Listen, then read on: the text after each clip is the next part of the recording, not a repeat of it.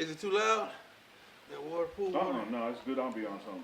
It is ambiance. Play with it a lot. It's been a lot of decisions made right there. Oh.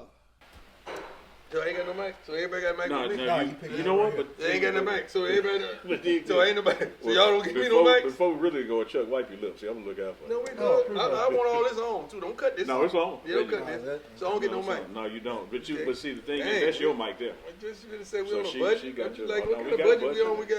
I thought we came up. We did. I thought we came up. We did come Right. up, but we Okay. got some more coming up to do in 2022. Okay. It's I got- got you. I got Like you. we a long way from 2020, and we a long way from 2021. But we Yeah, still they right. got some stuff to do in I ain't mad 2022. at that. We do.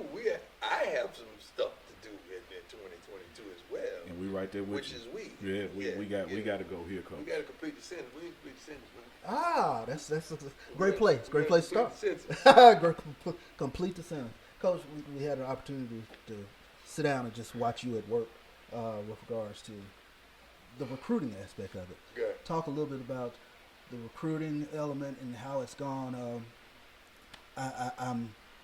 You've blown away HBCU football in regard. We try.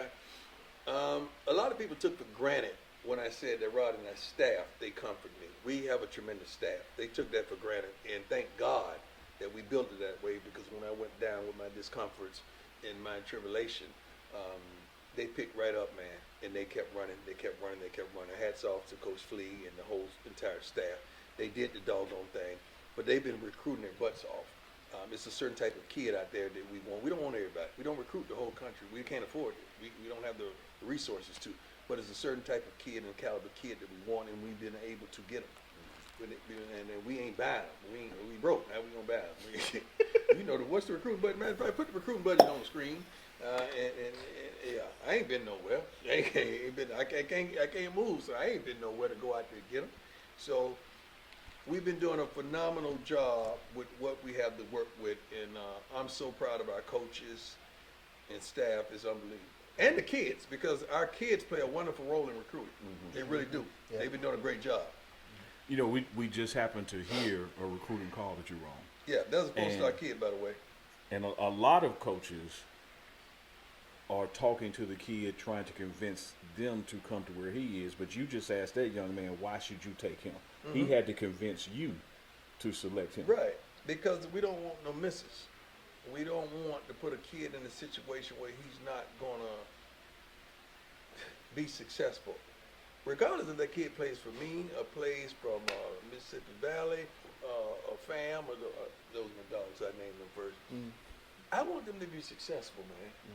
These are young fellas. I want them to win. I want them to go and take care of mama for the rest of their lives, or whoever's raising them. I want them to be successful. So I don't want to bring a kid in a situation where we're not going to get the best out of him. And I just needed, the coaches like that kid. I just needed to look him in the eye and see if I seen that thing. And I wanted to see how he answered the question. Was he timid or was he a dog? Did he want it like that? Because he wants us as well as we want him. I wanted to make sure there was a connectivity. You know, it's like a blind date, man. He done told you about it, unless she bad. You know, you come up like, I don't know about that one. Yeah, she ain't what we you might think. have two different definitions. Yeah, of right. She's bad to me. Exactly. But Yeah, right. You know, Coach, SWAC championship this past fall season. But I think a lot of fans are just curious. The state of Jackson State's football program. Where do you see it right now? We're so much better than we were at each position. It's unfathomable. Mm. When I look at every position, we started the freshman quarterback. He has experience now. Mm-hmm. The receiving corps, some of the guys that were ineligible last year are now eligible this year, and we've added to that. The offensive line, I think we've already signed 8 linemen. We didn't sign 8 backups. When I go out there and we try to get a kid, I tell him, I want you to come and start. I didn't sign you to be a backup. I need a starter. So we signed out the defensive ends, the rush ends. I think we've gotten better. The linebackers, we've gotten better because they have more experience. That defense front, shoot. We had guys on campus last year that were ineligible that would have helped us tremendously. Now they're eligible, and we've added to that.